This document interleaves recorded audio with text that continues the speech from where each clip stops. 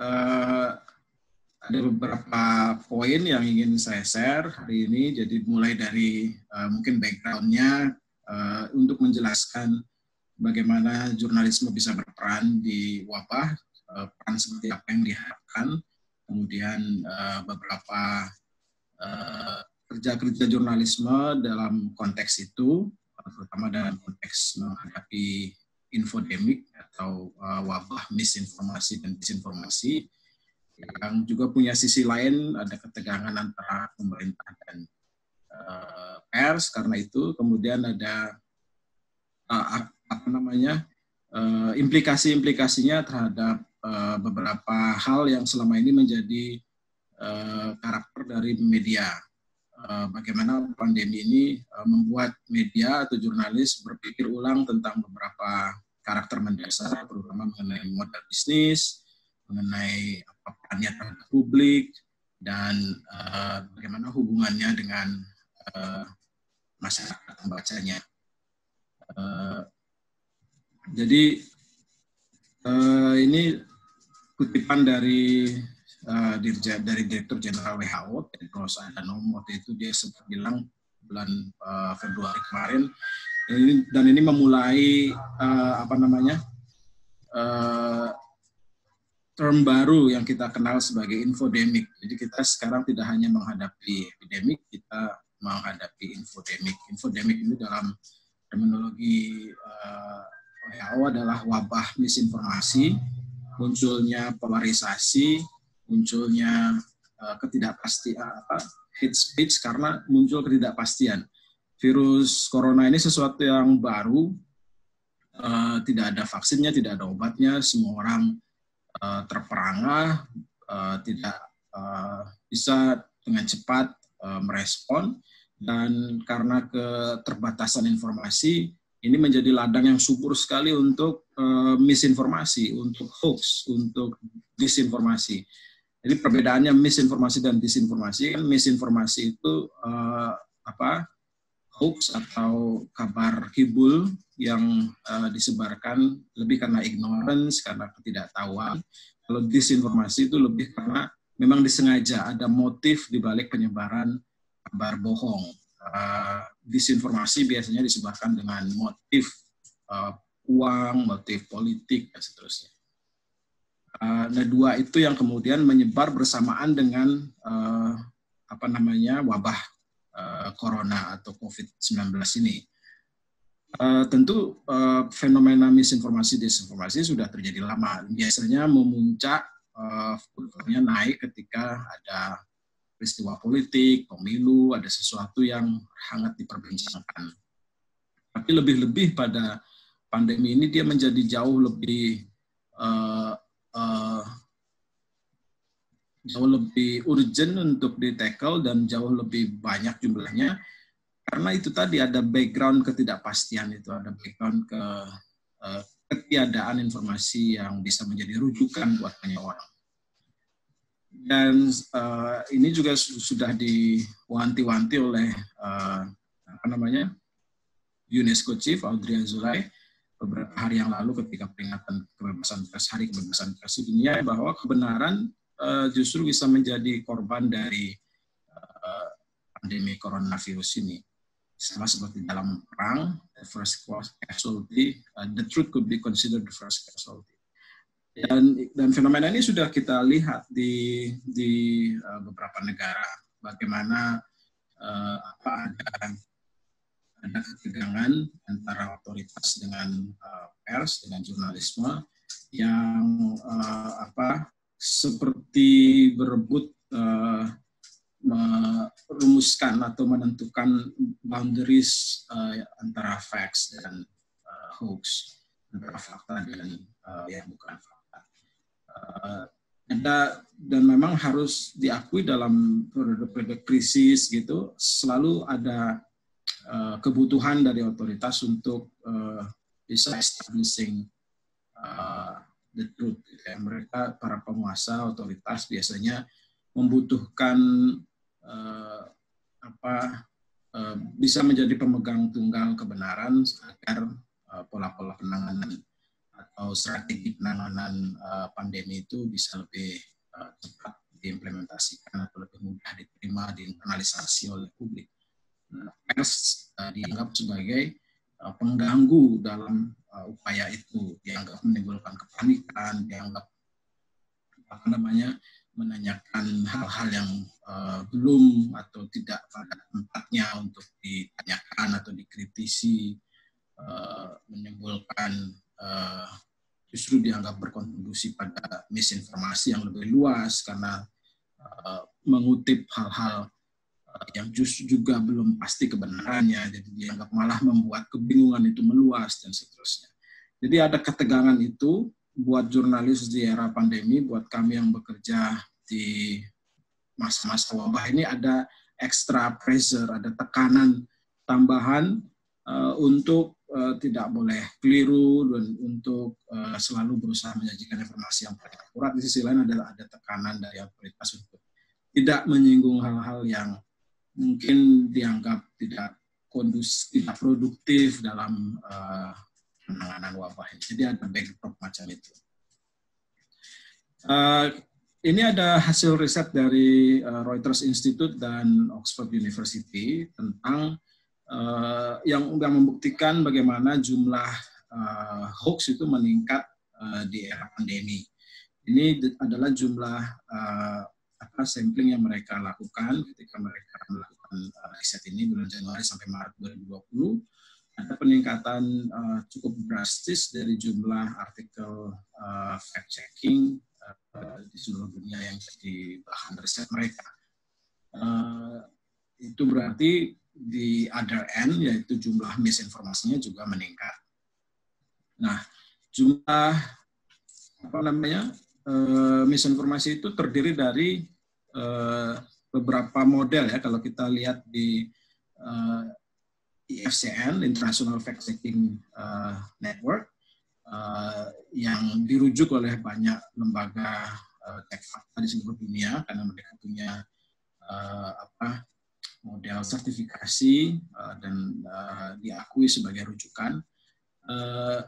Ada beberapa jenis misinformasi, ada reconfigure, jadi dia sebuah fakta tapi dia dimanipulasi sedemikian rupa sehingga misleading, sehingga membuat kesimpulan yang keliru dari fakta tersebut. Ada yang memang difabrikasi sama sekali tidak ada kejadiannya tapi dibuat seolah-olah ada. Kemudian ada satir atau parodi.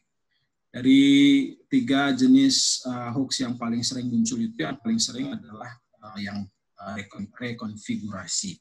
Jadi dia memanipulasi sesuatu yang memang terjadi, tapi kemudian diubah konteksnya atau diganti beberapa elemen dari peristiwa itu sehingga dia menjadi misleading. Dia menghasilkan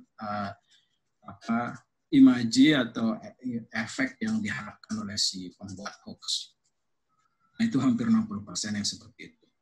Nah, bagian ini memang lebih biasanya paling sulit untuk didebunk, untuk diperiksa oleh para wartawan atau para jurnalis karena sebetulnya basis peristiwanya fakta. Nah, ini tentang dari mana dia berasal. 20% itu disebarkan oleh orang yang punya sphere of influence yang luas. Jadi biasanya prominent person, orang pemegang otoritas, tokoh gitu ya, influencer.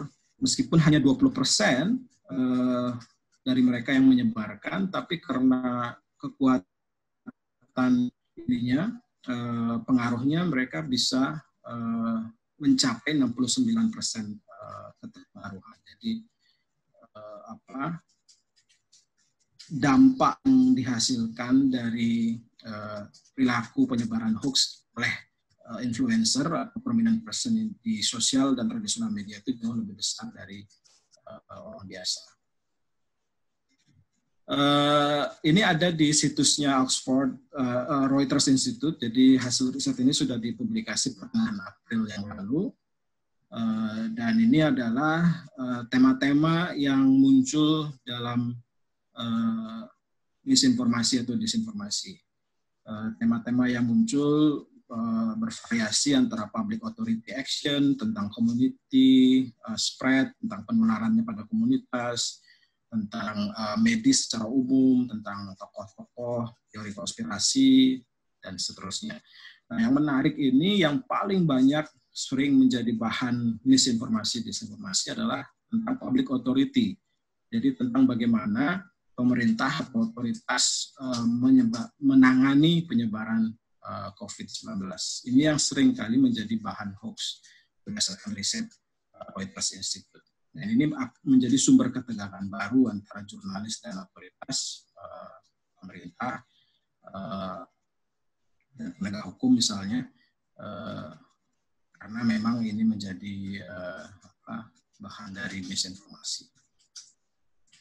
Temuan yang sama juga muncul dari IFCN, International Fact Checking Network. Ini adalah sebaran isu-isu yang menjadi bahan hoax, sama ininya range-nya ada origins of the virus, conspiracies, prediction, bagaimana penularannya, bagaimana pencegahannya, bagaimana obatnya, bagaimana simptomnya, semuanya itu biasanya menjadi sumber hoax. Tapi yang cukup besar, bahkan mungkin salah satu yang terbesar adalah hoax terkait pemerintah. Jadi bagaimana pemerintah bekerja mengatasi pandemi ini justru paling banyak menjadi bahan hoax. Nah, ini kan menempatkan memang semakin kuat tension antara public interest media, public interest journalism, jadi jurnalis yang memang bekerja untuk menuntut akuntabilitas pemerintah di satu sisi, dengan pemerintah yang menuntut ada satu suara, ada satu sikap dalam menghadapi penularan COVID-19 ini. Jadi ada perbedaan posisi dan perbedaan perspektif antara otoritas dan media dan jurnalis dalam menyikapi pandemi ini. Ini contoh beberapa hoax terkait government yang tadi saya ceritakan, mungkin pernah muncul juga di media sosial teman-teman yang rajin membuka media sosial di masa wabah ini. Mungkin sempat melihat salah satu dari beberapa contoh hoax ini, yang ini soal bagaimana Presiden Jokowi digambarkan akan memberikan hukuman seumur hidup untuk kepala daerah yang memainkan bantuan COVID-19. Padahal setelah dicek fakta, tidak pernah ada hukuman semacam itu. Ada juga ini Pak Luhut Panjaitan ini juga sering menjadi korban hoax dalam berbagai meme, dalam berbagai posting. Ada saja pernyataan Pak Luhut yang kemudian dikasih konteks yang keliru atau dibelokkan, dan itu dalam banyak kesempatan dipercaya begitu saja oleh sebagian kalangan. Gubernur Sumatera Utara ini juga sering menjadi korban hoax. Dia kemarin diisukan sempat viral sekali, akan membuka seluruh masjid, silakan beribadah di era wabah, tidak masalah, hidup mati itu kehendak Allah. Tapi ternyata kan juga dibantah oleh gubernur. Menteri Agama juga sempat kemarin, dan ini yang terakhir juga sempat viral, putra Pak Jokowi, Gibran, juga disebut menyalahkan masyarakat yang tidak patuh pada PSBB. Orang langsung bereaksi, wah kenapa begitu pernyataannya, tanpa mengecek dulu apa dasar dari perdebatan yang belakangan, yang kemudian terjadi belakangan. Jadi ini polarisasi menjadi makin menguat. Nah, belum ada risetnya tentang bagaimana polarisasi terjadi setelah pandemi. Jadi mungkin menarik untuk melihat apakah konflik cebong dan kampret yang sempat mereda setelah pemilu, mungkin sekarang terjadi lagi setelah wabah corona ini. Nah, dalam suasana seperti itu sebetulnya wartawan diharapkan berperan lebih. Jadi bahkan Sekjen PBB sendiri, Antonio Guterres, menyebut wartawan adalah kunci untuk menghadapi wabah misinformasi yang berbahaya ini. Jadi justru ketika ada berbagai macam kabar kibul ini, harusnya wartawan muncul dan menjadi rujukan. Cuma ya persoalannya ada banyak, nanti saya ceritakan beberapa persoalan yang muncul. Tapi sebelum berita-berita buruk itu, ini ada beberapa berita baik. Jadi ini beberapa hal yang sudah dilakukan oleh wartawan. Jadi independent media, jadi media-media yang imparsial, yang bekerja untuk kepentingan publik, itu ada dalam posisi yang lebih kredibel untuk memproduksi imparsial dan evidence-based fact-checking articles. Jadi kredibilitas media-media yang memproduksi cek fakta itu jadi penting karena publik akan menilai apakah artikel yang mereka hasilkan bisa dipercaya atau tidak. Kunci yang juga penting adalah kolaborasi. Jadi karena melakukan cek fakta itu memakan waktu. Jadi biasanya kalau di beberapa media itu satu hari hanya bisa produce satu artikel cek fakta untuk satu fact checker ya.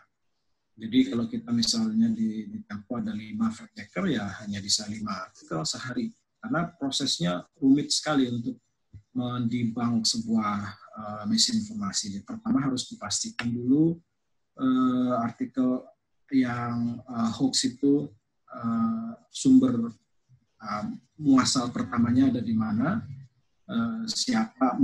akun mana yang pertama kali menyebarkan, kemudian setelah itu kita harus breakdown elemen-elemen yang membangun hoax itu, fotonya atau videonya, kemudian kalimat-kalimatnya yang dipakai, kemudian setiap elemen itu harus diperiksa. Jadi kalau misalnya ada foto atau ada video ya kita harus periksa sejauh mana manipulasinya, bagaimana sumber originalnya, kalau itu pernyataan, apakah sumbernya valid dan kredibel, apakah ada sumber atau otoritas lain yang bisa meng-counter pernyataan tersebut. Jadi rata-rata sih butuh waktu 5-8 jam untuk menyelesaikan satu artikel. Nah, karena keterbatasan resources itu, dibutuhkan kerja bersama, dibutuhkan kolaborasi, agar banyak hoax yang beredar itu bisa di-tackle dalam waktu yang sama. Nah, selain itu yang juga penting adalah kerjasama antara media dengan perusahaan teknologi yang ada di balik media sosial. Jadi tanpa bekerjasama dengan media-media sosial tersebut, kita akan kesulitan mengakses informasi-informasi penting terkait asal muasal dan urgensi fact-checking dari artikel tersebut. Karena media sosial itu yang punya data viral atau tidaknya artikel hoax yang mau kita periksa. Dan mereka juga bisa kasih warning, bisa kasih informasi tentang itu kepada kita di media, sehingga kita bisa memprioritaskan disinformasi atau misinformasi yang mana yang mau kita dahulukan. Nah, ini sudah ada sebetulnya beberapa kolaborasi semacam itu. Di tingkat global ada yang namanya Aliansi Coronavirus Facts. Ini diinisiasi oleh IFCN, International Fact-Checking Network. Itu linknya di bawah di sini, pointer.org/coronavirus Facts Alliance. Dan di sini sudah ada database hampir 4.000 artikel cek fakta terkait dengan 4.000 hoax yang berbeda tentang COVID-19 ini. Ini dibuat dalam 40 bahasa, termasuk bahasa Indonesia, dan kolaborasinya melibatkan organisasi media dari 70 negara.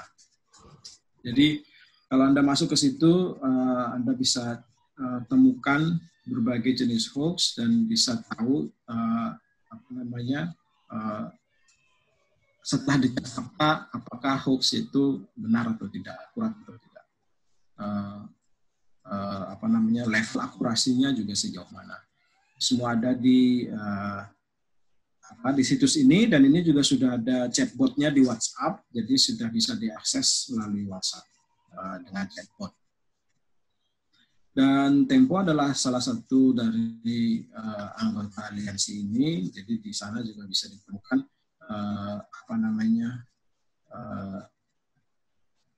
artikel-artikel cek fakta yang sudah dibuat Tempo sejak terlibat dalam aliansi ini pada awal Maret 2020. Bahkan sebelumnya mungkin kita sudah terlibat. Kita sudah membuat hampir 80 artikel terkait hoax yang beredar di Indonesia.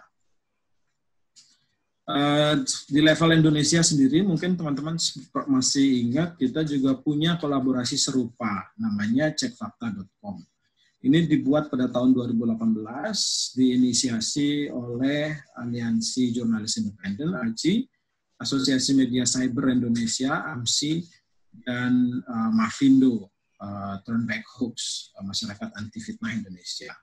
Disupport oleh Google dan Internews. Ketika itu kita meluncurkan program ini terutama untuk menghadapi bahaya misinformasi menjelang pemilu waktu itu.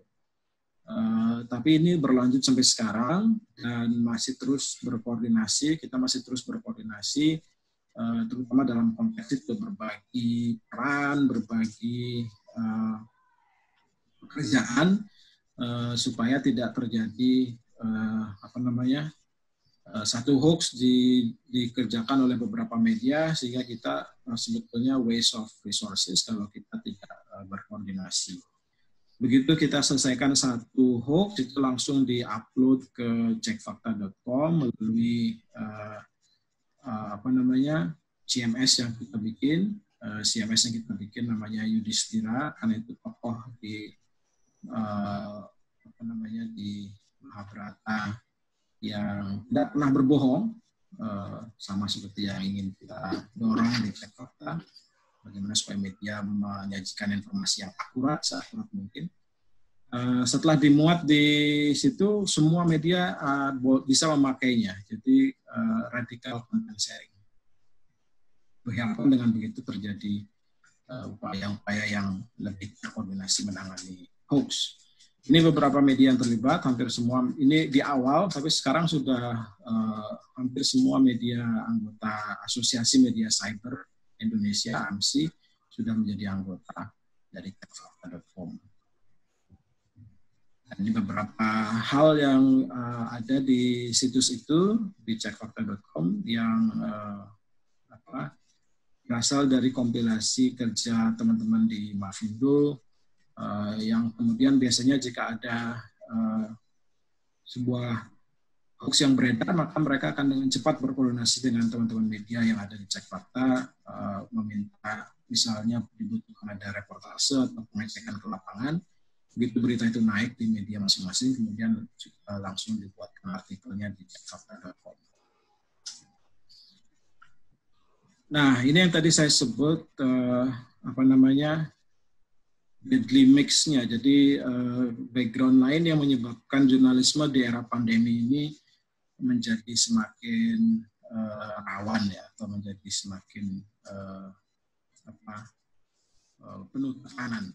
Jadi sampai dengan April 22 April 2020, polisi sudah menangani 97 kasus misinformasi terkait corona. Jadi sekarang selain upaya-upaya debunking, upaya-upaya verifikasi dengan cek fakta, upaya lain yang juga dilakukan pada saat bersamaan oleh pemerintah dalam mengatasi infodemik ini adalah penanganan berbasis hukum, dan ini dilakukan dengan sangat masif. Kita sudah dengar banyak kasus, dan sayangnya memang seringkali juga terjadi kekeliruan, kalau boleh disebut begitu. Jadi kita pernah dengar beberapa minggu yang lalu, misalnya seorang ibu di Jawa Barat yang hanya bertanya betul atau tidak warga di daerahnya yang tertular COVID-19 yang ternyata belakangan tidak betul, tidak positif corona, tapi karena dia sudah kadung menyebarkannya di media sosial dalam rangka sebetulnya mencari bantuan untuk si tetangga itu, dia justru diinterogasi dan ditahan polisi. Jadi ada banyak kasus yang dikhawatirkan membuat orang justru tidak berani bersuara, jadi mempengaruhi kebebasan berekspresi dari warga negara karena ada pendekatan yang berbasiskan hukum yang justru bisa punya efek menimbulkan ketakutan di kalangan warga. Dan ini juga menimpa wartawan juga. Jadi sudah belakangan ini sudah ada tren wartawan dijerat dengan Undang-Undang ITE. Ini 2 kasus terakhir, Muhammad Asrul di Makassar yang dilaporkan karena pemberitaannya terkait dugaan korupsi wali kota Palopo, kemudian Muhammad Sadli di Buton, Sulawesi yang juga dilaporkan karena menulis tentang dugaan korupsi Bupati Buton. Terakhir minggu lalu atau masih minggu ini ya, awal minggu ini satu wartawan di Banjarmasin, Diananta Semedi, alumni juga dari FISIP UNER, ditahan polisi di Kalimantan Selatan karena beritanya, dan yang dituduh disangka melanggar Undang-Undang ITE. Nah, SafeNet adalah lembaga yang banyak mengadvokasi dan mengkompilasi kasus-kasus terkait Undang-Undang ITE, dan kita sudah banyak berkoordinasi dengan elemen-elemen advokasi pers yang lain, dan ada kesepahaman bahwa ini bisa menimbulkan self-censorship. Jadi media justru akan menjadi menyensor dirinya sendiri ketika ada kecenderungan penegak hukum mengabaikan undang-undang pers dan langsung menggunakan dan memilih menggunakan undang-undang ITE untuk mengkriminalisasi wartawan. Nah, dengan backdrop wabah ini, kita mengkhawatirkan jika media terlalu kritis atau dianggap tadi tidak going in line, tidak mematuhi narasi besar yang ingin dikembangkan oleh pemerintah, menimbulkan kepanikan dan seterusnya, ini bisa saja ada ancaman pidana di baliknya. Meskipun memang sampai saat ini yang terjadi baru kasus-kasus individual dan ini masih terkait dengan tulisan-tulisan yang terkait dengan dugaan korupsi kepala daerah. Jadi belum ada wartawan yang memang seperti yang tadi saya sebut dijerat karena konteks corona. Yang terkait konteks corona memang baru warga biasa yang dituduh menyebarkan hoax dan kemudian ditangkap pada 97 kasus sejak April di seluruh Indonesia. Nah, ini kenapa ini penting? Jadi ini salah satu kampanye di Hari Kebebasan Pers Dunia 3 Mei kemarin. Pers tidak bisa dibatasi atau dikekang ketika menjalankan tugasnya. Karena justru yang dilakukan oleh pers adalah menjadi counter atau menjadi upaya check and balance untuk upaya-upaya pencegahan penularan COVID-19 yang dilakukan oleh pemerintah. Jadi informasi yang akurat, informasi yang benar itu bisa menolong banyak orang di tengah kebingungan, dan juga bisa mendorong orang bergerak ke arah yang produktif untuk mencegah membuat wabah ini. Tapi dibutuhkan transparansi dan dibutuhkan akuntabilitas dari pemerintah. Jadi pemerintah tidak bisa berharap mereka bekerja tanpa akuntabilitas karena ini wabah. Jadi tolong semuanya tenang saja, kami semua menangani. Tidak bisa seperti itu. Justru dengan pendekatan semacam itu, publik akan lebih curiga dan lebih sulit untuk bergerak ke arah yang bisa mengurangi penularan wabah. Jadi bagaimana mengorkestrasi dua kutub yang seolah-olah berbeda, tapi sebetulnya menuju ke arah yang sama, yaitu keselamatan publik dalam wabah ini yang mungkin masih menjadi tension, masih menjadi tantangan di banyak kepala wartawan maupun pengambil kebijakan belakangan ini. Dalam konteks yang lebih luas, ada beberapa hal yang juga menarik untuk dilihat di dunia jurnalisme kita. Karena seperti yang saya sebut tadi, meskipun perannya sangat-sangat dibutuhkan, dianggap krusial untuk mengatasi infodemik, wabah misinformasi, tapi harus diakui secara komersial, ada tekanan juga terhadap industri media. Kebetulan saya juga di Asosiasi Media Cyber Indonesia, dan hampir semua anggota kami di hampir 20 provinsi, terakhir di Kalimantan Timur akan segera dideklarasikan, itu mengeluh ada penurunan pendapatan yang bervariasi 30-50%, dan mereka tidak tahu apa yang akan mereka lakukan jika ini terjadi terus lebih dari 3 bulan ke depan. Nah, di era yang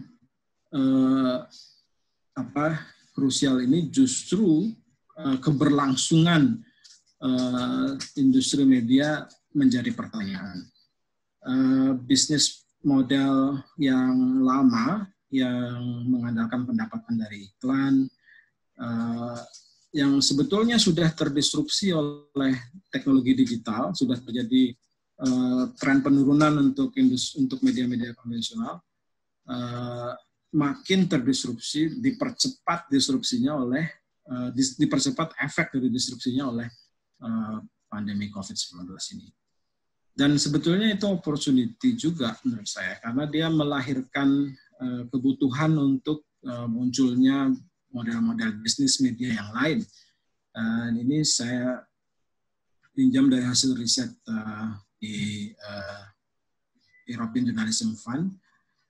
Jadi ada beberapa model funding baru yang muncul ketika terjadi krisis pada model bisnis yang lama.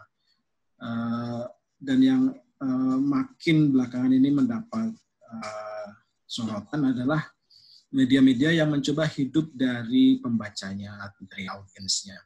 Readers revenue model ini kelihatannya akan menjadi alternatif yang cukup menarik. Tapi untuk bisa berhasil memindahkan support industri media dari advertising, dari iklan ke pembaca, dari advertising ke subscription base atau readers revenue, itu dibutuhkan diferensiasi, dibutuhkan konten atau cara distribusi konten yang berbeda dari setiap media. Jadi unique selling point dari setiap media itu harus lebih ditekankan. Tidak bisa lagi kita melihat ada berita yang seragam di semua media misalnya. Kekuatan-kekuatan khusus dari setiap media, apakah itu investigative reporting, data journalism, atau fact checking, harus justru ditonjolkan agar dia bisa menghasilkan atau menimbulkan keinginan dari pembacanya untuk mensupport, untuk membayar. Jadi willingness to pay-nya baru akan tumbuh jika audiens melihat ada diferensiasi, ada sesuatu yang berbeda dari informasi yang dia konsumsi di media. Dan sebuah media harus bisa beroperasi di segala saluran dan di segala format multi-channel dan multimedia. Itu semakin menjadi tuntutan di era pandemi. Mereka media-media yang hanya mengandalkan satu jenis format berita dan hanya muncul di channel yang terbatas akan mengalami kesulitan untuk survive ketika ada tekanan luar biasa pada revenue tradisionalnya. Dan ini di sisi lain menimbulkan ikatan baru antara media dan pembacanya, antara redaksi dengan pembacanya, antara wartawan dengan audiensnya. Engagement baru, engagement yang kuat, itu juga menjadi kunci untuk keberhasilan model bisnis yang mengandalkan readers revenue. Dan yang menarik kan selama ini model bisnis media, bahkan model bisnis media online yang disebut-sebut sebagai new media di Indonesia, itu tidak banyak bergeser dari model bisnis media konvensional. Jadi meskipun formatnya digital, meskipun dia hidup di internet, tapi sumber pendapatannya sama saja seperti media cetak atau media televisi, iklan. Dan pandemi ini menurunkan secara drastis pendapatan media dari iklan, dan ini sebetulnya di satu sisi bisa dilihat sebagai opportunity, karena media disadarkan bahwa dia harusnya bisa hidup dari pembacanya. Nah, untuk hidup dari pembacanya dia butuh diferensiasi, dia butuh engagement, dia butuh meng-create atau mendevelop sebuah hubungan yang saling membutuhkan antara dia dan pembacanya. Harus ada percakapan yang terjadi terus-menerus yang interaktif antara redaksi dan pembacanya. Tidak banyak media di Indonesia yang sudah melakukan itu, dan kita di Asosiasi Publisher sendiri mendorong terutama media-media lokal untuk mulai lihat ke komunitasnya, untuk mulai melihat ke lingkungan di sekitarnya dan melihat bagaimana selama ini mereka berinteraksi dengan pembacanya. Ini bisa jadi kunci untuk survive, untuk kesinambungan dari media-media lokal. Dan kalau ini berhasil dilakukan, ini menjadi harapan baru untuk jurnalisme yang lebih baik. Di Selandia Baru, saya baru dapat kabar dari teman di situ. Sejak pandemi ini bergulir, ada belasan media yang sudah tutup karena berkurangnya revenue. Tapi di sisi lain ada inisiatif baru seperti Substack ini. Ini sebuah startup digital yang memungkinkan wartawan untuk membangun sendiri medianya di atas platform ini dan mengenerate income dari donasi pembacanya. Semacam crowdfunding, tapi ini individual jurnalis yang membangun sendiri medianya tanpa harus punya support IT, tanpa harus punya support dari marketing. Mereka cukup berpikir tentang konten, tentang editorial, bagaimana menyajikan informasi yang paling akurat tentang hal-hal yang paling penting untuk pembacanya, dan supporting sistemnya diatur atau dikelola oleh platform ini. Ke depan saya pikir ini salah satu model yang menarik dan mungkin bisa jadi blessing in disguise untuk media setelah dihantam oleh wabah COVID-19. Itu yang bisa saya share. Semoga cukup memicu diskusi. Masih ada waktu untuk kita berdiskusi. Terima kasih banyak. Terima kasih Mas Wahyu. Menarik dari semula bagaimana caranya media menjadi salah satu sosok untuk mengatasi persoalan pandemi, tapi juga media juga mengalami persoalan sendiri pandemi ini. Bagaimana caranya mengatasi persoalan kalau media tidak survive kan gitu ya, Mas? Ya. Baik, yang mau mengajukan pertanyaan, sebentar saya menunggu, mungkin bisa klik raise hand pada kolom partisipan, sehingga saya bisa tahu siapa yang akan bertanya, karena sudah cukup banyak peserta yang bisa masuk. Sambil menunggu ada Mbak Amanda yang bertanya ke Mas Wahyu, data penelitian yang di awal itu risetnya di mana aja ya? Ya, itu dari Oxford Institute dan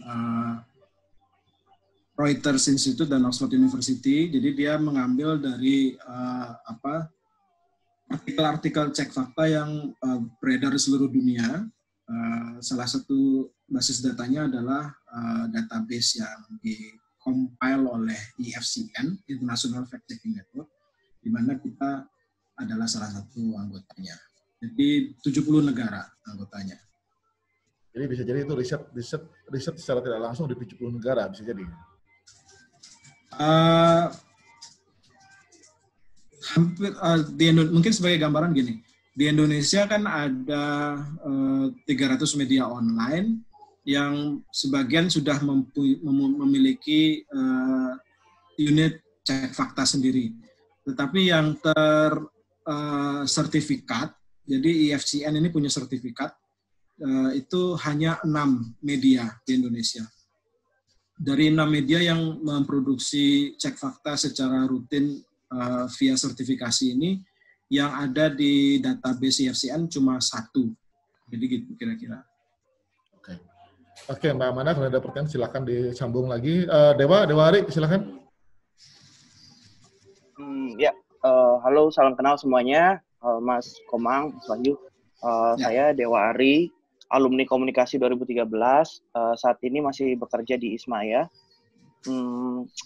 Saya ada pertanyaan sedikit, Mas, karena saya sebagai orang Bali mungkin ketika kemarin ada fenomena jering, mulai dari 2 minggu yang lalu kita udah banyak mendengar soal jering, banyak teman-teman yang kemudian personal message ke saya, tanya jering itu bagaimana sih, riwayatnya dia bagaimana.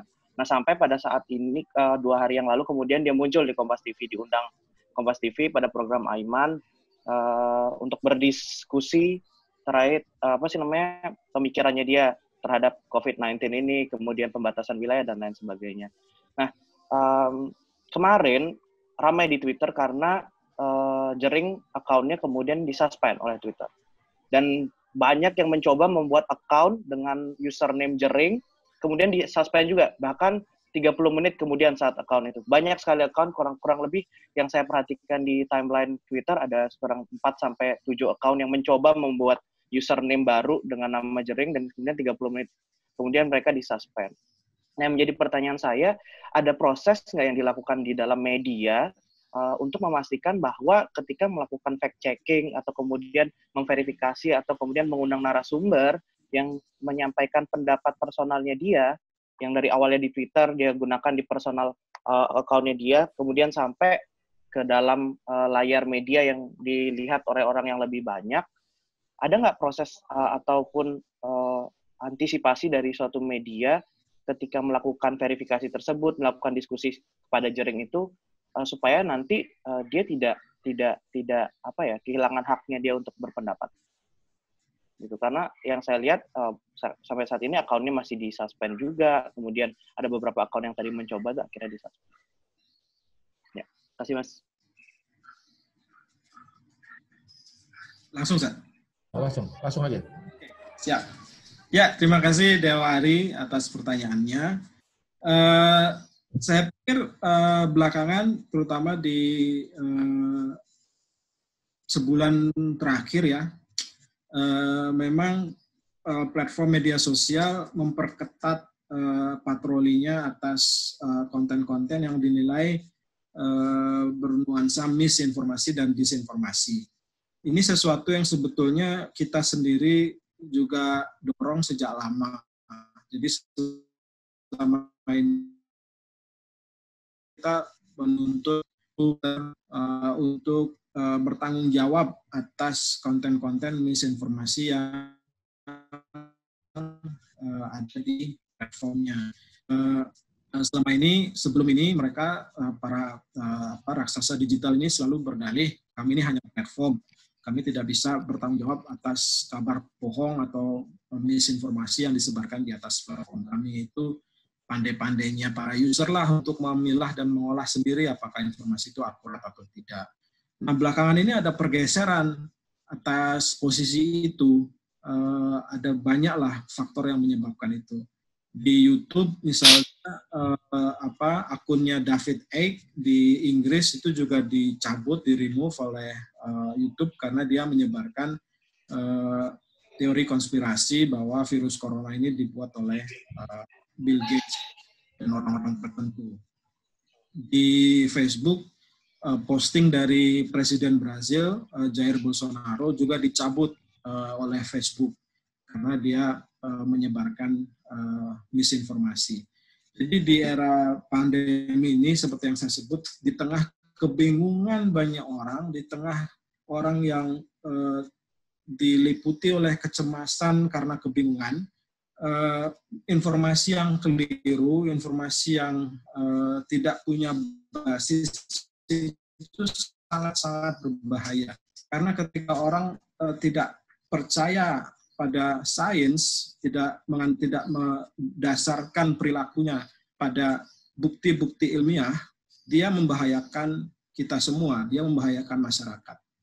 Jadi itulah yang menjadi dasar kenapa media sosial, platform-platform media sosial menjadi lebih vigilant, menjadi lebih aktif, meremove dan mensuspend akun-akun yang dianggap bisa menimbulkan kebingungan dan bisa menimbulkan ketidakpastian tanpa basis data, tanpa basis ilmiah yang memadai. Mungkin itu yang menjadi background ya untuk jadi. Nah, pertanyaan berikutnya yang juga Dewa tanyakan, apakah ada verifikasi dari media ketika memilih narasumber? Ya harusnya ada, karena itulah prosedurnya ya. Ketika kita memilih untuk mengangkat sebuah topik, kita kan mencari topik yang paling penting untuk publik. Dan kemudian dari topik yang kita anggap penting itu, kita cari narasumber-narasumber yang relevan, yang kredibel, yang otoritatif, yang bisa mendiskusikan isu itu dengan produktif, sehingga ada kesimpulan yang kemudian bisa membawa manfaat dan bisa dipahami, menjadi pengetahuan baru untuk pemirsanya. Prosedurnya seperti itu. Memang seharusnya ada verifikasi. Saya tidak ingin berkomentar khusus tentang Jering atau tentang Kompas TV karena saya tidak paham bagaimana prosedurnya yang terjadi. Tapi secara teori seharusnya ada verifikasi.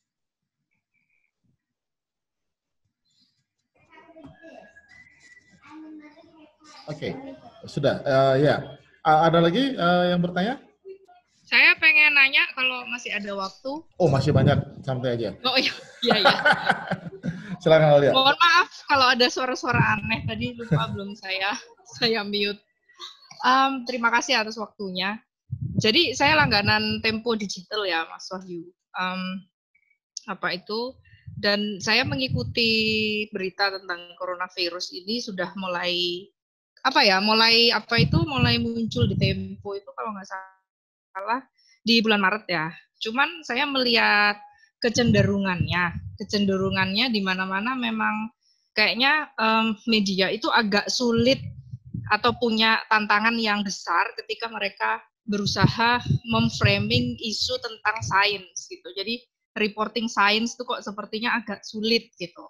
Jadi saya lihat, saya memang belum membaca karena terlalu banyak berita tentang coronavirus ya. Jadi yang saya baca yang edisi-edisi awal gitu, yang foto-fotonya kalau nggak salah yang masih tentang Jokowi itu. Tapi yang kesininya saya memang belum baca 2 atau 3 edisi terakhir. Jadi saya baca yang 7 Maret tergagap corona, kemudian 14 Maret compang-camping corona dan darurat COVID-19 tanggal 21 Maret.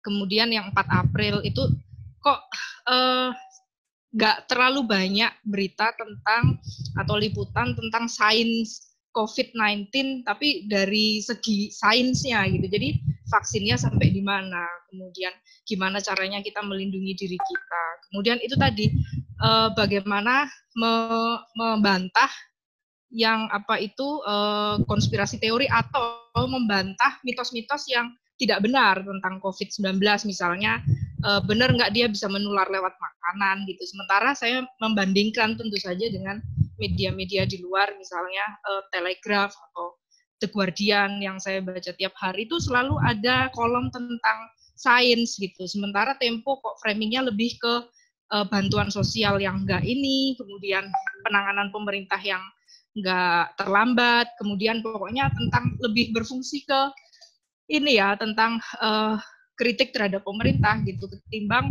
menginformasikan dari segi sains gitu kepada masyarakat. Sebagai media investigasi, menurut saya Tempo seharusnya punya kekuatan lebih gitu dibanding koran daily yang setiap hari gitu, karena Tempo kan investigasi dan lain sebagainya. Sebenarnya bisa mengupas COVID-19 dari segi sains dengan lebih mendalam gitu.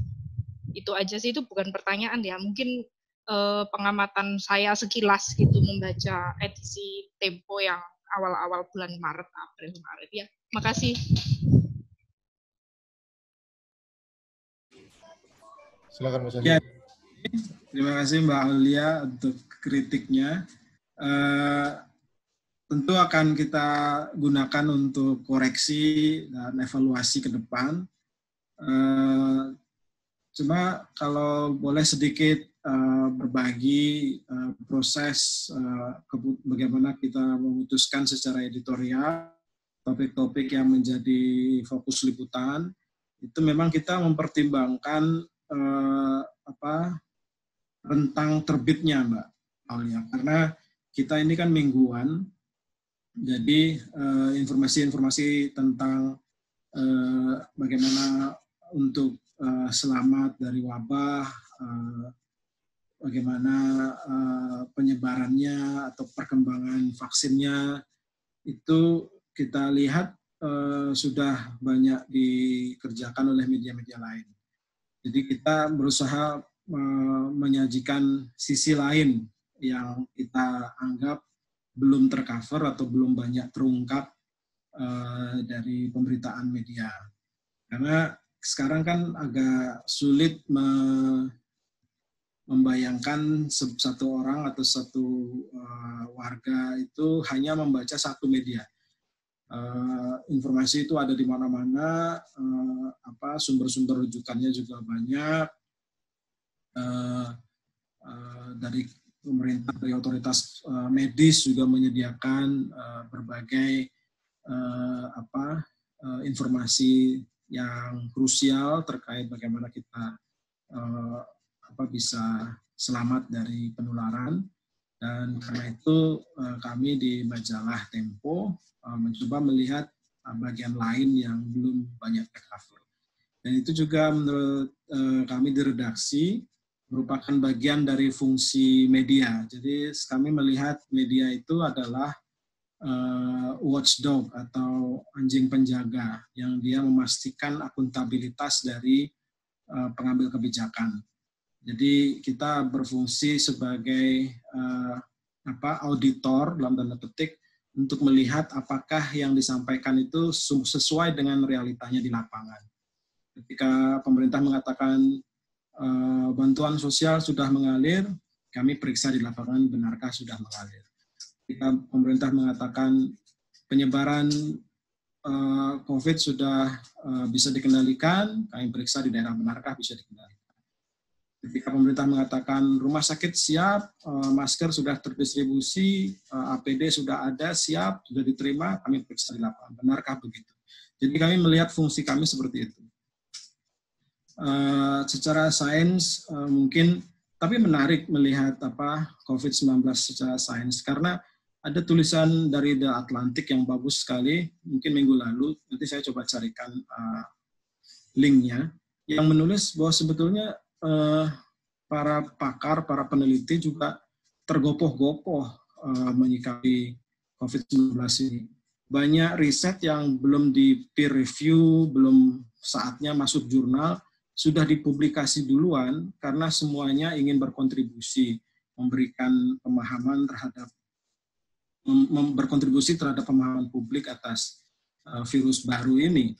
Yang terjadi justru semakin banyak ketidakpastian, semakin banyak kebingungan, pakai masker atau tidak pakai masker, virusnya menyebar dengan cara ini atau cara yang lain, cara pencegahannya begini atau begitu. Semua riset yang sebelumnya harus melalui proses review yang sangat ketat, diperiksa berulang-ulang oleh kolega-koleganya sebelum bisa muncul di publik, itu sekarang di bypass semua, langsung di non-peer review, langsung keluar ke publik dan orang langsung merasa mendapatkan pembenaran untuk setiap sikap yang mungkin ada. Setiap sikap, setiap posisi itu sekarang ada pembenarannya, meskipun sebetulnya riset yang dipakai sebagai pembenar itu belum di peer review, belum saatnya dipublikasikan.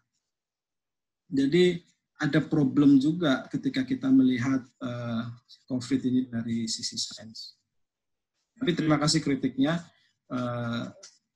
Kami juga punya tempo.co, situs online, dan koran Tempo, koran harian, dan kami berbagi tugas tentang topik-topik apa yang kami liput, dan memang di majalah karena dia mingguan dan dia selama ini kekuatannya di watchdog reporting, liputan-liputan yang memeriksa akuntabilitas otoritas, dia penekanannya ke situ. Begitu, terima kasih. Ya, terima kasih. Mbak Aulia kalau mau cross review nggak apa-apa loh. Saya kasih satu kali kesempatan. Enggak, sudah. Sudah, oke. Okay. Untuk yang lainnya aja, kalau ada yang mau nanya. Ya, makasih jawabannya. Ada lagi, sambil menunggu yang lain, ini ada pertanyaan tambahan dari Mbak Amanda, itu batas waktu database-nya kapan, kemudian maksudnya itu database selama pandemi, itu apakah terbatas atau ada semacam kurun waktu yang disediakan? Oh iya, terima kasih Mbak Amanda. Database-nya saya harus periksa lagi. Kalau tidak salah Januari sampai Maret samplingnya yang dipakai oleh Oxford dan Reuters Institute tadi. Tapi yang database yang dijadikan basis data itu berkembang terus karena kami setiap hari juga mengirim artikel cek fakta yang kami produksi ke database itu. Jadi database-nya evolving terus. Mungkin cut off periodnya untuk riset yang tadi saya jelaskan itu Maret, tapi database-nya terus berkembang. Oke. Bulis? Oke, Iga, saya mau tanya boleh? Ya. Ini Mas Komang, kan Tempo juga kadang-kadang dikerjain ya sama para penghuni medsos ini ya. Terakhir itu 7 April 2020 kan covernya Tempo dibuat seolah-olah judulnya kalau tidak salah dalam bayang-bayang Luhut kalau tidak salah ya. Ada gambarnya yang beredar di ini. Maksud saya adalah bahwa media besar pun bisa menjadi korban dari keusilan ya, bahkan viral itu kalau tidak salah, dan dipercaya waktu itu bahwa ini memang terbitan benar-benar dari majalah Tempo. Nah, bagaimana sebenarnya media besar ketika menjadi korban hoax seperti ini menyikapi, apalagi di tengah ketidakpastian seperti saat ini? Oke, itu aja, makasih. Ya, terima kasih Bu Lis. Ya, saya ingat itu hoax-nya. Dan kami waktu itu beruntung karena duluan mungkin agak sebelum terlalu viral kami sudah dapat feeding, dapat info bahwa beredar hoax yang parodikan ya, mungkin bukan parodi, membuat cover yang tidak akurat tentang Luhut. Dan waktu itu kami segera putuskan mengcounter, jadi lewat media sosial kami sampaikan penjelasan bahwa itu tidak benar, dan terus kami juga sajikan cover yang dipelesetkan itu yang betul yang mana, terus kami jelaskan. Sebetulnya ini juga bukan kali pertama ada hoax semacam itu tentang Tempo. Sebelum-sebelumnya juga pernah ada. Dan biasanya kami berusaha menjelaskan posisi kami, tapi kami juga tidak punya power juga untuk membatasi gitu ya. Apalagi kalau itu terkait dengan opini, jadi misalnya opini bahwa Tempo begini atau Tempo begitu ya. Kalau opini kan kita tidak bisa membantah kalau itu opini, kecuali kalau itu fakta, misalnya kita bisa menjelaskan bahwa itu tidak betul. Dan saya pikir di media sosial memang begitulah dinamikanya.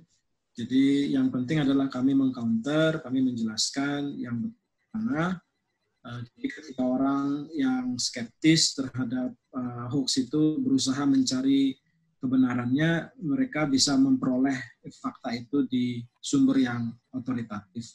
Jadi misalnya ada orang melihat, oh benar nggak ini Tempo nih covernya, dan terus lari ke akun media sosial Tempo. Kalau kami tidak pasang bantahan itu di sana, dia akan tambah percaya atau tambah bingung. Jadi yang penting posisi strategi kami menghadapi serangan media sosial semacam itu adalah menyediakan informasi yang benarnya seperti apa, tapi tidak kami kampanyekan, tidak kami blast gitu, cukup ditaruh di situ supaya orang jadi rujukan aja. Oke, makasih. Oke, thank you, Bu Lis. Itu tandanya Tempo udah percaya banyak orang gitu, makanya sengaja dipalsukan biar dianggap benar. Take the good side. Oke, Mbak Anas, ini Mbak Yuyung kayaknya ya. Mas Komang, pantauan Tempo PSBB ini efektif nggak? Nah, ini mungkin pengen bocoran, siapa tuh muncul di Tempo besok, tapi dikasih tahu terlebih dahulu. Ya, ada banyak perdebatan tentang efektivitas ya PSBB. Di beberapa daerah memang baru dimulai, tapi yang di Jakarta sudah berjalan hampir 1 bulan mungkin ya. Sejauh ini sih memang kita belum melakukan kajian, kita belum turun secara spesifik untuk melihat PSBB secara umum di Indonesia seperti apa. Jadi yang muncul baru anecdotal evidence gitu ya. Jadi bukti-bukti yang serak dari testimoni, dari reporting di beberapa titik, meskipun belum sistematis. Ya mixed message juga, jadi memang ada daerah-daerah yang cukup terkontrol warganya, melakukan social distancing dengan konsisten. Ada juga daerah-daerah yang tidak konsisten, cenderung tetap beraktivitas, dan saya pikir ini salah satu faktornya adalah ketidaksepahaman atau tidak adanya satu pemahaman yang sama dari semua warga tentang bahaya COVID-19 dan bagaimana secara efektif mengurangi penularannya. Jadi infrastruktur informasi kita rupanya masih butuh perbaikan, kalau boleh menyebutnya begitu. Karena sebuah informasi dari otoritas, entah itu otoritas medis atau pemerintah, yang sudah didukung oleh bukti ilmiah dan sudah didukung oleh kajian-kajian dan pengalaman-pengalaman di negara lain, begitu sampai ke publik ternyata penerimaannya bervariasi dan tidak terinternalisasi menjadi perilaku. Artinya kan ada masalah dari efektivitas kita menyampaikan informasi. Nah, ini kan banyak yang membandingkan Indonesia dengan negara yang otoritasnya lebih tunggal gitu seperti Cina atau Vietnam. di mana diasumsikan karena otoritasnya tunggal dan dia punya kekuasaan yang jauh lebih terkonsolidasi, maka penerapan kebijakan pembatasan menjadi lebih efektif. Tapi pengalaman di negara lain seperti di Korea atau di Taiwan atau di Australia, di negara-negara yang relatif sistem politiknya mirip dengan kita, yang lebih beragam otoritas politiknya, juga sebetulnya bisa berjalan. Nah, saya tidak tahu apa jawabannya. Mungkin butuh kajian-kajian dari ahli komunikasi untuk melihat apa yang keliru dari infrastruktur penyampaian informasi kita.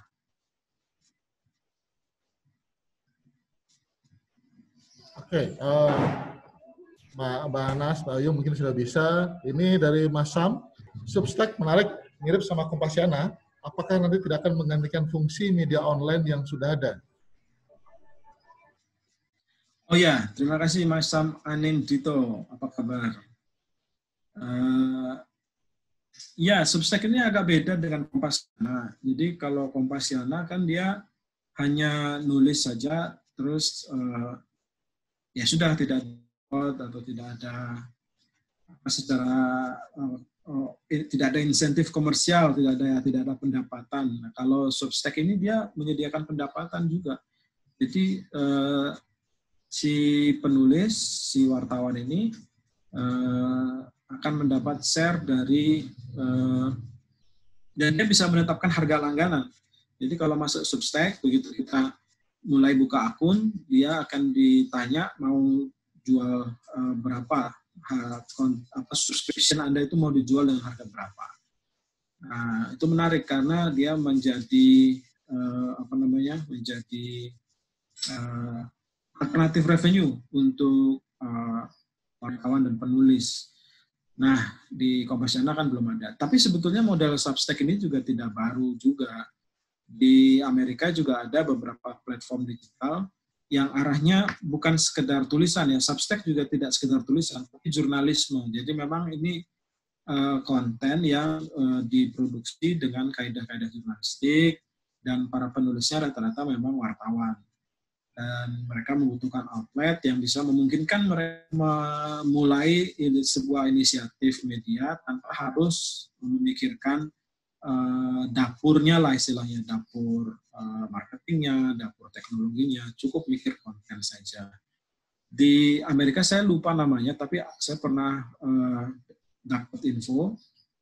Jadi dia semacam platform yang redaksi di sebuah kota tinggal daftar, kemudian bekerja mengisi websitenya, tapi dia hostingnya di platform ini, dan subscription mekanismenya, pembayarannya segala macam diatur oleh si platform. Jadi dia tinggal produksi aja. Dan ini menjadi salah satu alternatif untuk membangun media-media lokal. Karena pengalaman kita di Indonesia kan banyak media-media lokal didirikan oleh wartawan-wartawan yang tidak punya cukup kompetensi di bidang pemasaran maupun teknologi. Padahal dua skill itu sangat-sangat penting untuk survive di era digital.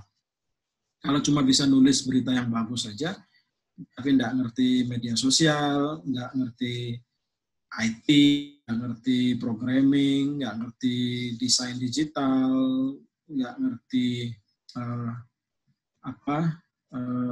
model bisnis, ya nggak akan berhasil. Dan itulah yang sekarang banyak terjadi di banyak daerah. Teman-teman yang idealis, wartawan-wartawan yang idealis, mendirikan media dengan misi yang baik, yang ingin melayani publik itu, tapi kesulitan karena nggak punya akses pada teknologi maupun bisnis. Nah, kami di Asosiasi Media Cyber Indonesia sebetulnya sedang berusaha juga mengatasi problem ini dengan berusaha mereplikasi Substack ini di Indonesia. Jadi kita sedang dalam pembicaraan untuk mendevelop 3 hal. Pertama adalah sebuah ads agency yang bisa mendistribusikan order-order advertising dari perusahaan-perusahaan di Jakarta kepada media-media lokal daerah. Dan kita ingin, selama ini kan ada bottleneck, ya, banyak media di daerah tidak bisa mengakses sumber daya ekonomi yang lebih banyak ada di kota besar, terutama di Jakarta, sehingga karena tidak ada cukup kue ekonomi, tidak ada cukup pasar di daerah, media-media lokalnya akhirnya bergantung pada APBD, pada Pemda, bergantung pada iklan-iklan Pemda, dan itu membuat mereka vulnerable terhadap intervensi, terhadap upaya-upaya untuk menekan redaksi, karena hidupnya yang gantung dari pemerintah. Nah, kalau ini kita bisa atasi dengan sebuah platform semacam agensi iklan yang bisa mendistribusikan kue iklan ini ke daerah, mudah-mudahan itu teratasi. Solusi kedua yang sedang kita buat adalah model Substack ini, sebuah platform teknologi, jadi media lokal bisa cukup mikir produksi konten aja, nanti teknologinya, back-end-nya kita atur dari platform ini. Dan yang ketiga adalah sebuah agregator. Jadi selama ini kita nggak tahu tuh di Palopo sana atau di Bengkulu atau di Merauke itu ada berita menarik apa yang dibuat dengan disiplin jurnalistik yang betul, yang memang terverifikasi.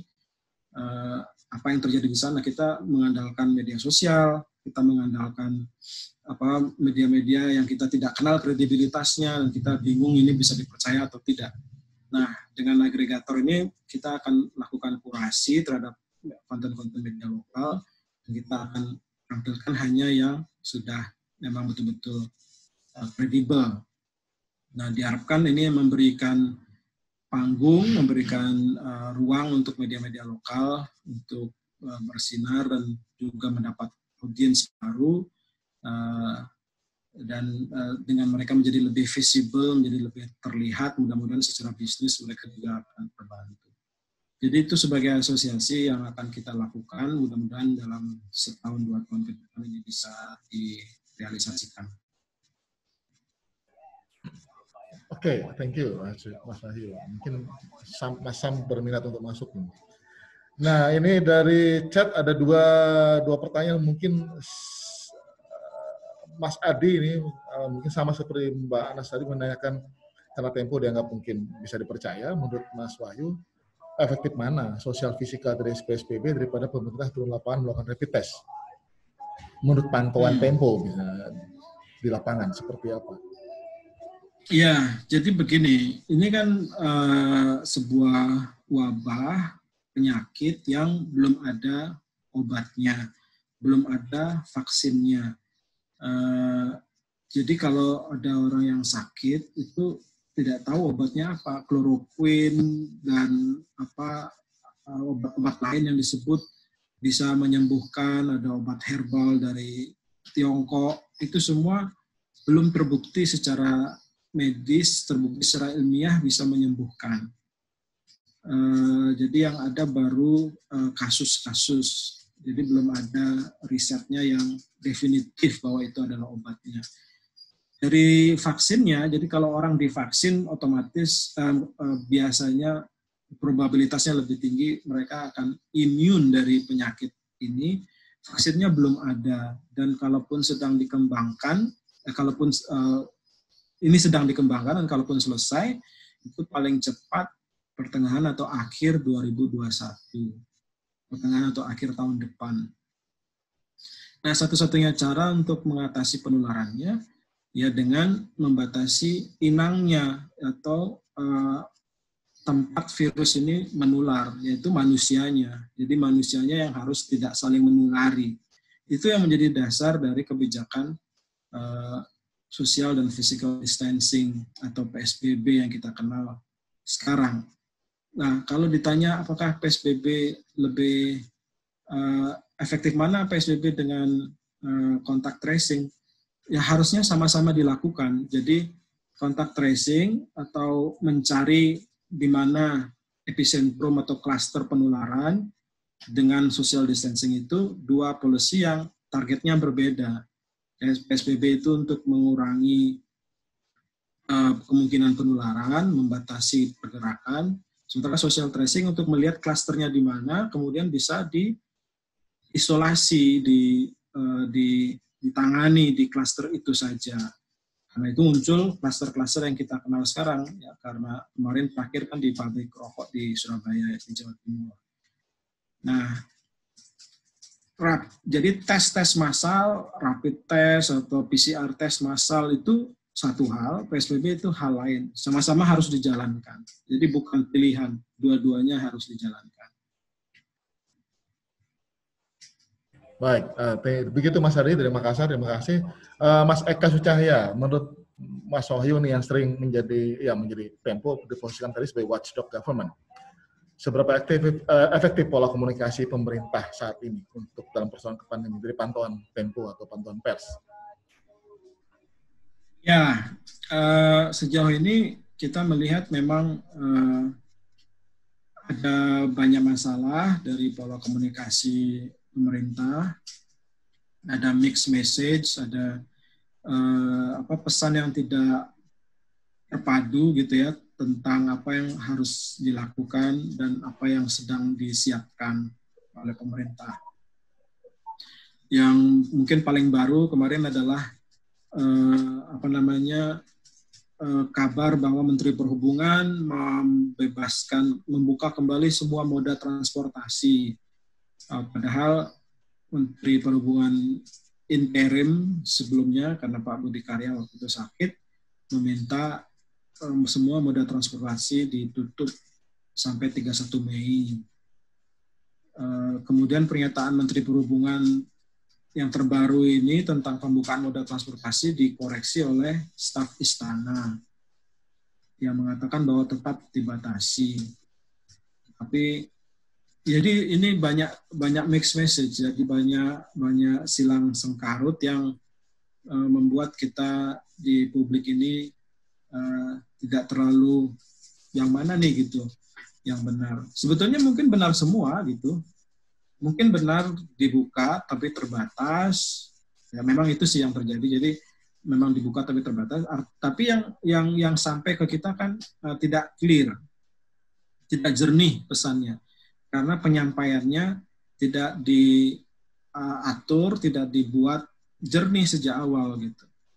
Belum lagi kemarin bocoran dari rapat Menko Perekonomian bahwa awal Juni sudah akan mulai ada pelonggaran dan ada pembukaan terus bisnis. Jadi secara ekonomi Indonesia akan mulai dibuka. Itu tidak ada pengantarnya, tidak ada penjelasan, bocor begitu saja hasil rapatnya dan kita semua dibuat pertanyaan-tanya. Jadi memang pola komunikasinya memang butuh improvement, mungkin butuh alumni komunikasi UNER untuk membantu. Masuk ke ring 1, sudah banyak di ring 1. Sudah banyak Wahyu di sana. Agung Rulianto tuh masuk kan? Oke, sambil menunggu ini saya mendapat ini diskusi kemarin dengan seorang teman mengirimkan screenshot percakapan Ibu RT di rumahnya. Waktu itu menyangkut kasus di Sampurna. Media waktu itu memberitakan kan ada yang positif, kemudian di isolasi segala macam. Kemudian ada status WA atau status Facebook yang di screenshot para ibu-ibu itu yang menyatakan bahwa semua berita itu tidak benar. Semua berita di Kompas itu salah. Yang benar ya mereka lebih percaya kepada status WA atau Facebook entah siapa ini, tapi ibu-ibu RT itu lebih percaya itu. Bahwa selama ini ada semacam usaha atau konspirasi atau apapun yang menjegal Sampurna. Jangan percaya berita-berita yang mirip seperti jering, tapi dalam lokasi yang sangat terbatas di sebuah arisan ibu-ibu RT. Ini saya dan teman saya sempat berdiskusi, ini kenapa? Bahkan rakyat bawah pun tidak percaya kepada media besar, media mainstream, media umum ya, yang mencoba memberikan sesuatu yang fakta, tapi lebih percaya kepada status WA seseorang yang entah siapa itu. Ini nih, Komang kalau dari sebagai perwakilan media ini gimana menanggapi dan mungkin menyadari nggak hal seperti itu ada di masyarakat kita sekarang? Iya, ini kan juga sebetulnya bukan tren baru. Jadi media sosial ini kan membuat orang lebih percaya pada peers, pada rekan sebayanya atau rekan di lingkungan pergaulannya ketimbang otoritas media. Jadi ketimbang otoritas apapun, tidak cuma media. Dan itu memang fenomena yang dibawa oleh media sosial. Yang menarik menurut saya adalah bagaimana kemudian media memperbaiki dirinya sehingga dia bisa tetap menjadi rujukan. Dan salah satu kunci untuk membuat media dipercaya menurut saya adalah transparansi. Jadi media harus bisa menjelaskan kenapa pilihan-pilihan editorialnya itu dan bagaimana dia sampai pada kesimpulan atau sampai pada insight yang dia kemudian publikasikan. Proses verifikasi kami seperti apa, proses pemeriksaan fakta di redaksi itu seperti apa. Itu yang seringkali kita di media tidak telaten untuk menjelaskan. Padahal justru informasi-informasi itulah yang membuat publik atau warga jadi percaya atau memilih tidak percaya. Dan informasi tentang sejauh mana proses di belakang layar itu bisa dilihat dan bisa diperiksa langsung oleh warga. Nah, untuk yang ini ada satu contoh menarik di podcastnya This American Life di NPR, National Public Radio di Amerika Serikat. Ada satu podcast tentang pembunuhan seorang remaja gitu di sebuah kota di Amerika, namanya The Serial. Jadi mungkin teman-teman mungkin pernah dengar juga. Nah, itu prosedur menarik melihat bagaimana newsroom yang memproduksi podcast ini membalik proses kerja wartawan. Jadi dia berangkat ke lapangan, dia mempublikasikan liputannya sejak dia berangkat ke lapangan. Jadi ketika dia memutuskan mulai meliput, siapa yang dia liput, bagaimana dia mempersiapkan diri untuk wawancara, bagaimana jalannya wawancara, proses apa yang terjadi di kepalanya setelah wawancara itu selesai, step berikutnya apa, itu dia ceritakan semua di podcast itu. Jadi dia mengajak mengajak audiensnya, mengajak pendengarnya untuk mengikuti bersama dia proses reportase itu. Dan itu luar biasa banyak pendengarnya. Jadi hits di sana. Dan itu membuktikan premis tadi bahwa warga akan percaya, warga akan meletakkan kepercayaannya pada media-media yang memang bisa menjelaskan bagaimana mereka sampai pada satu kesimpulan atau satu temuan. Dan ini yang tidak biasa dilakukan oleh redaksi. Redaksi biasa menganggap sumber informasi itu adalah media. Jadi redaksi menganggap dirinya adalah gatekeeper, penjaga gerbang informasi yang menentukan yang mana berita dan yang mana bukan berita, yang mana akurat, mana tidak akurat. Itu otoritas itu ada pada media dan itu bertahun-tahun bergenerasi seperti itu. Dan sekarang di era media sosial itu kan dibongkar. Tidak ada lagi pagar yang dijaga. Sehingga fungsi gatekeeping itu tidak ada. Wartawan tidak lagi punya fungsi menjaga gerbang karena gerbangnya sudah tidak ada. Nah, pergeseran mindset para wartawan ini kan yang belum terjadi. Jadi masih banyak wartawan yang menganggap dirinya adalah sumber informasi, sumber rujukan informasi, dan warga adalah penerima informasi. Padahal rule of the game-nya sudah berubah. Sekarang semuanya adalah sumber informasi, dan yang kita lakukan adalah bercakap-cakap, menghasilkan percakapan publik yang produktif, sehingga kita sama-sama sampai pada satu kesimpulan, pada satu temuan, yang mana apa yang sebetulnya terjadi. Nah, enabling faktornya, ekosistemnya untuk percakapan itu juga belum sepenuhnya terbangun. Sehingga yang kita melihat ini compang-camping. Itu mungkin juga salah satu faktor kenapa komunikasi pemerintah dan tadi yang kita diskusikan, apa yang mau disampaikan pemerintah tidak terinternalisasi di publik. Karena memang kita ada di tengah disrupsi ini, di tengah disrupsi atas infrastruktur komunikasi kita. Medianya belum siap, audiensnya belum siap, media sosialnya belum siap. Facebook itu kan baru 2007 atau 2008 itu baru mulai berdiri. Jadi masih infant, masih bayi, semua proses kita mencari dan verifikasi informasi, dan kita harus hidup di tengah itu ketika wabah ini terjadi. Jadi ya memang ini unprecedented, sehingga mungkin bisa dipahami kalau masih ada problem di sana-sini. Tentu yang kita harapkan orang tidak denial, tidak menyanggah bahwa ada problem, tapi justru bersama-sama memperbaiki.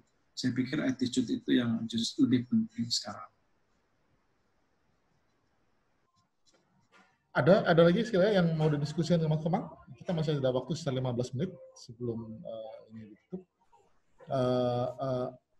Sudah banyak bertambah teman-teman. Bulis mau bertanya lagi atau? Iya, oke. Kalau nggak ada saya aja. Mas Komang, menurut saya sih sepertinya memang di tengah pandemi ini kan hampir semua sektor ya gagap ya, pemerintah, media, dan saya yakin juga ini tidak hanya di Indonesia. Nah, menurut Mas Komang sendiri gimana? Apakah memang ada negara yang siap menghadapi ini, tidak tergagap-gagap? Kita akui memang kita semua memang sekarang ini kalau bahasa Jawa memang tidak tahu ya melakukan apa. Gimana Mas Komang untuk ini? Ya, Bulis. Tadi itu bahasa Indonesia, Bulis, bukan bahasa Jawa. Oh gitu ya. Oke. Bahasa Jawanya kepontal-pontal. Ya. Iya. Ya, saya sepakat tidak ada yang ideal, tidak ada negara yang sepenuhnya ideal. Kalau baca liputan teman-teman di media-media lain, sama seperti kita, kritik-kritiknya juga sama tentang tes yang tidak tersedia, tentang penyediaan alat pelindung diri APD atau PPE ya kalau di Amerika, di Eropa juga belepotan, komunikasinya yang simpang siur, hampir sama. Kritik-kritik medianya juga hampir sama. Kita juga bertukar isu. Sekarang sedang mempersiapkan sebuah liputan bareng dengan beberapa negara juga tentang isu ini, akan terbit Senin depan. Sudah mulai ada kolaborasi karena memang isunya hampir sama. Karena itu sebetulnya yang lebih penting tadi itu sikap, bagaimana menyikapi ketidakpastian, bagaimana menyikapi ketiadaan ending ini. Karena kalau menunggu vaksinnya kan endingnya itu sampai akhir 2021. Tapi kalau menunggu vaksin baru karantina dibuka, ini sudah banyak orang sudah menjerit duluan. Nah, ini kan situasi yang membutuhkan transparansi, membutuhkan keterbukaan, membutuhkan kesediaan untuk mengatakan ini yang saya tahu, ini yang saya tidak tahu, tapi berdasarkan yang saya tahu, ini yang harus kita lakukan. Dan kalau Anda punya informasi yang saya tidak tahu, ayo kita berdiskusi. Itu attitude itu yang biasanya membedakan penanganan yang baik dan yang tidak baik. Semuanya berangkat dari titik yang sama, titik kepontal-pontal itu, titik kegagapan yang sama, tapi along the way, dalam prosesnya, para pengambil kebijakan yang mengambil posisi ini yang saya tahu, ini yang saya tidak tahu, ayo kerjakan bersama-sama, biasanya akan lebih berhasil menggalang warganya ketimbang para pengambil kebijakan yang mengatakan, ya saya sengaja tutup dulu supaya nggak panik, kemudian belakangan, ya saya buka karena sekarang sudah boleh panik. Jadi itu yang membuat banyak orang menjadi mempertanyakan atau second guessing langkah-langkah pengambil kebijakan. Ya, oke. Saya berikan kesempatan ke Mas Adrian Yoga dulu ya. Nanti Mbak Yuyung berikutnya. Ini Mbak Adrian Bapak tanyakan, jika para jurnalis dituntut untuk melawan infodemik, bagaimana sebaiknya mereka bersikap? Haruskah berakhir sebagai perpanjangan tangan pemerintah? Mengingat media harus menjalankan fungsi watchdog. Nah, ini gimana? Paling tidak dari posisi idealnya Tempo lah, polisinya Tempo dulu lah. Silakan.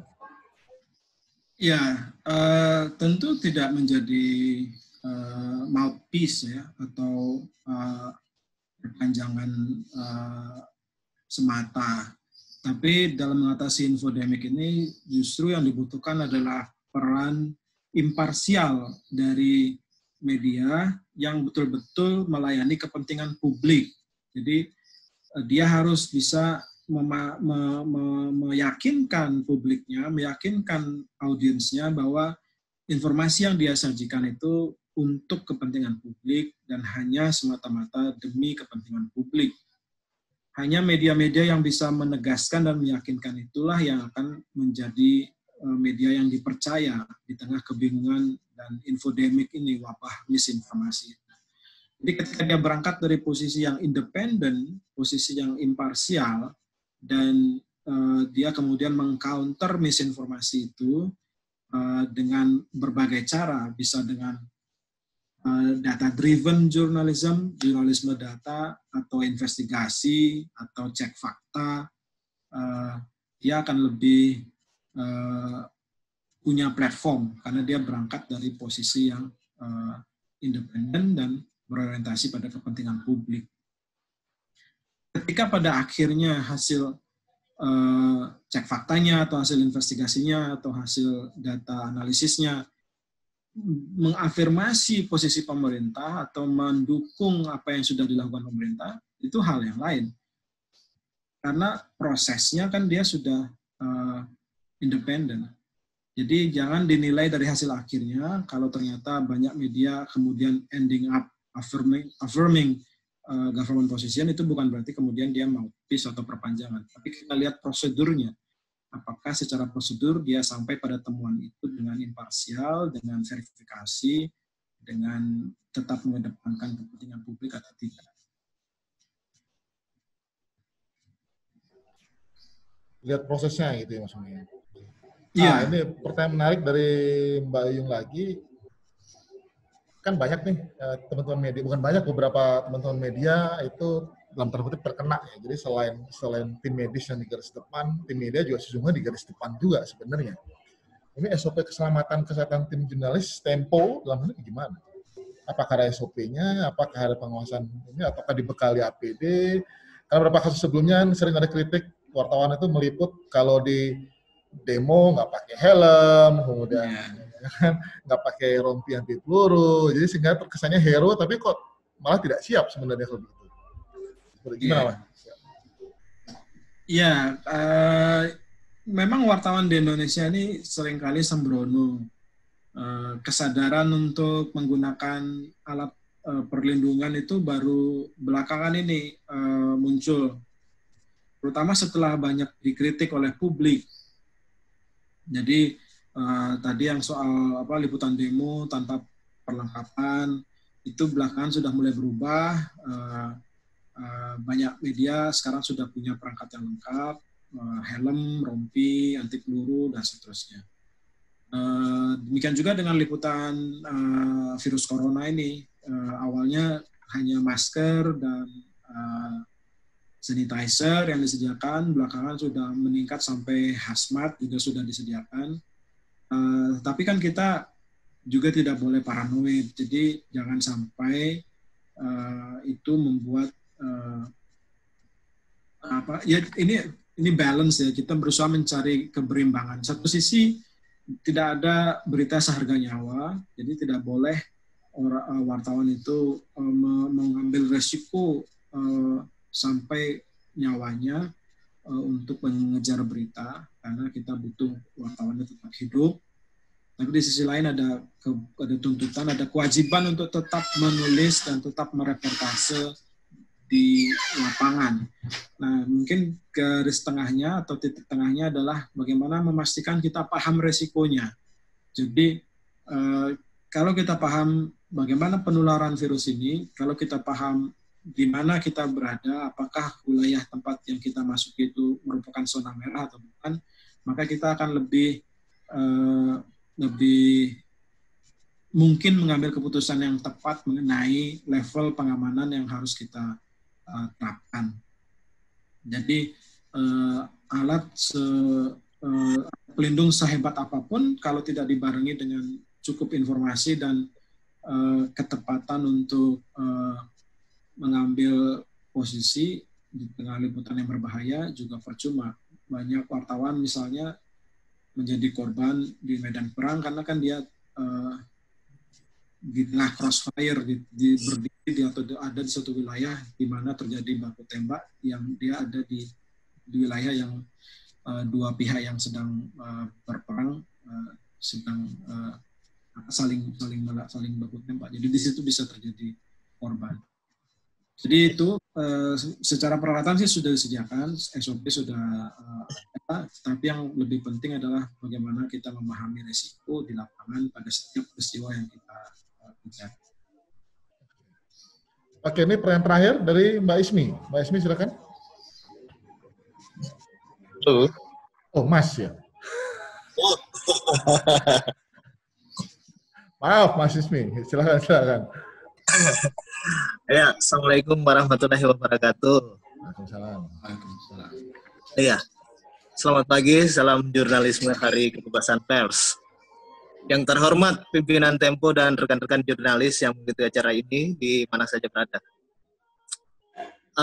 Sekarang menyikapi kondisi akhir-akhir ini, khususnya terkait protokol penanganan COVID-19 yang kita hadapi bersama, terkadang informasi miss bertentangan satu sama lain, kadang berubah-ubah dan tidak konsisten. Padahal dalam situasi krisis kita ketahui bersama, salah satu kebutuhan masyarakat adalah trust atau kepercayaan kepada otoritas yang menangani krisis. Di antaranya seperti mudik, pulang kampung, kemudian kebijakan transportasi umum, PSBB, seperti di Makassar juga ini, PSBB, tapi sedikit dilonggarkan untuk para pelaku ekonomi. Kira-kira bagaimana pendapat redaktur Tempo menyikapinya? Terima kasih. Silakan, Mas Wasid. Ya, saya setuju. Memang dibutuhkan informasi yang konsisten, yang kredibel untuk publik supaya bisa selamat melalui wabah COVID-19 ini. Tanpa informasi yang percaya dan informasi yang berbasiskan data ilmiah, data medis yang ilmiah, maka sulit kita bisa melalui pandemi ini dengan selamat. Kita akan terombang-ambing, akan mengambil pilihan-pilihan tindakan yang keliru, akan meneruskan perilaku-perilaku yang justru beresiko jika kita mendapat pasokan informasi yang salah. Karena itu penting sekali informasi yang akurat, informasi yang benar bisa menyelamatkan nyawa di era pandemi. Nah, tadi kita sudah diskusikan panjang lebar kenapa ada problem lah dalam pola komunikasi otoritas medis maupun otoritas politik di Indonesia belakangan ini. Selain memang ini wabah yang baru, ada juga background atau konteks mengenai infrastruktur komunikasi kita yang sedang berada dalam menuju kesetimbangan baru, menuju ke pola baru di mana ada pergeseran dari banyak peran yang sebelumnya sudah mapan dalam infrastruktur sebelumnya. Dan karena itulah kita lihat berbagai kesimpangsiuran ini terjadi.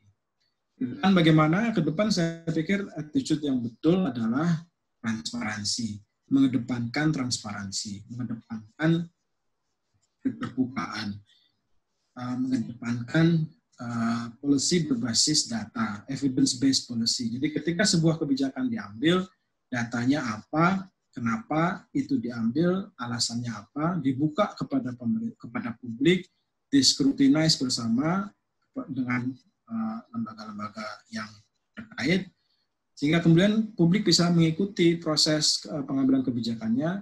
Ketika kebijakan itu sudah bulat, disetujui, dan disampaikan, terinternalisasi dengan mudah karena kita paham prosesnya dan kita memahami juga data yang menjadi dasar dari keputusan itu. Begitu, Mas. Ya. Terima kasih, Mas Ismi. Mas Ismi, satu lagi nih, Mas Komang, dari Mbak Frida. Ya, kita berikan kesempatan lagi, masih ada waktu. Jika boleh tahu, bagaimana kebijakan dari redaksi Tempo tentang topik apa yang dianggap paling penting untuk diketahui oleh publik, dan topik apa yang paling penting harus diketahui oleh pemerintah? Ya, terima kasih banyak. Jadi di redaksi, dari proses yang selama ini kami lakukan adalah kami melihat dari kajian, dari riset, dari diskusi dengan narasumber, apa saja elemen yang penting dari penanganan pandemi ini. Elemen yang penting pertama tentu ketika itu adalah data pasien, data suspek, orang yang diduga terkait corona, tertular corona. Karena itu topik pertama yang mungkin teman-teman masih ingat yang kita angkat adalah transparansi data mengenai penyebaran virus. Siapa sih yang sudah kena, di mana mereka berada, apa yang kemudian harus dilakukan pemerintah untuk memperbanyak testing. Karena saran dari WHO untuk mengatasi penularan corona ini, rumusnya testing, testing, testing. Perbanyak tesnya. Pastikan semua yang punya potensi tertular dites, supaya kita tahu mereka ada di mana dan bisa ditangani. Jadi kalau mengutip Pak Doni Munardo, Kepala Gugus Tugas Percepatan Penanganan COVID-19, kita ini seperti perang, tidak boleh perang buta, boleh tidak punya informasi di mana musuhnya. Nah, kalau mau tahu targetnya di mana, ya harus testing, perbanyak testingnya. Pemerintah bilang akan testing 10.000 per hari. Sampai sekarang belum sampai 10.000. Jadi itu prioritas pertama. Kemudian bergeser, wabahnya berjalan, yang kemudian terjadi adalah rumah sakit bagaimana? Penanganan pandeminya pasti akan berujung ke rumah sakit. Apakah para dokter dan para tenaga kesehatan kita sudah memiliki cukup sumber daya untuk bekerja? Jadi kami pindah fokus ke rumah sakit, bagaimana sebetulnya kondisi di setiap rumah sakit rujukan, apakah HPD-nya tersedia, dan seterusnya. Di situ kemudian muncul ternyata banyak kekurangan dan banyak dokter dan tenaga kesehatan, tenaga medis yang menjadi korban. Setelah tenaga medis bergeser kita ke warganya. Akibat pandemi ini dampak lanjutannya apa? Krisis pangan, kemudian PHK karena krisis ekonomi. Kemudian kita fokus ke sana. Kita bikin liputan tentang PHK, bagaimana COVID ini mempengaruhi sektor bisnis. Kemudian pemerintah muncul dengan paket bantuan 405 triliun. Kita fokus ke situ, kita periksa untuk apa saja paket itu, sudah sampai di mana distribusinya, dan seterusnya. Sekarang bantuan sosial, yang terakhir minggu lalu kita fokus ke bantuan sosial. Jadi kita mengikuti pandemi ini sesuai dengan alurnya, dan kita lihat pada setiap periode waktu apa yang paling penting dari kebijakan pemerintah, dan kita memantau media sosial, memantau tokoh-tokoh di publik, apa yang juga mereka suarakan dan apa yang dianggap sebagai prioritas untuk diberitakan. Begitu. Ya, Terima kasih Mas Wahyu. Terima kasih juga Mbak Frida atas pertanyaannya. Tampaknya sudah hampir 5 menit lagi menjadi jam 11. Terima kasih Komang atas kesediaannya untuk datang pagi-pagi menjelang deadline. Terima kasih kepada teman-teman staf pengajar yang juga hadir, Bulis, Kepala Departemen, ada Mbak Dina, ada Mbak Yuyun, tadi Mas Irfan juga sempat izin sementara. Teman-teman jurnalis sempat hadir, ada Kansa, ada Dora ya di sini ya. Adrian, kemudian beberapa teman dari staf pengajar universitas lain, dan juga para alumni dan mahasiswa yang ada di sini. Saya pikir bermanfaat. Mas Yahwaya udah closing dulu sementara sebelum kita tutup. Ya, saya cuma mungkin terima kasih banyak sudah diberi kesempatan untuk sharing.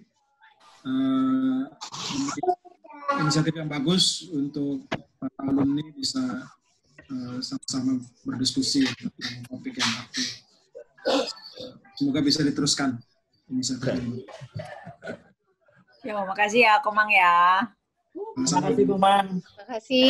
Oke, Kak Wahyu kasih. aja. Nanti rekaman diskusi ini akan kita upload di YouTube. Dilihat ulang di YouTube. Siapa tahu ingin lihat wajahnya. Terima kasih. Selamat pagi. Sampai ketemu minggu depan di hari Jumat. Temanya minggu depan tentang musik dan marketing.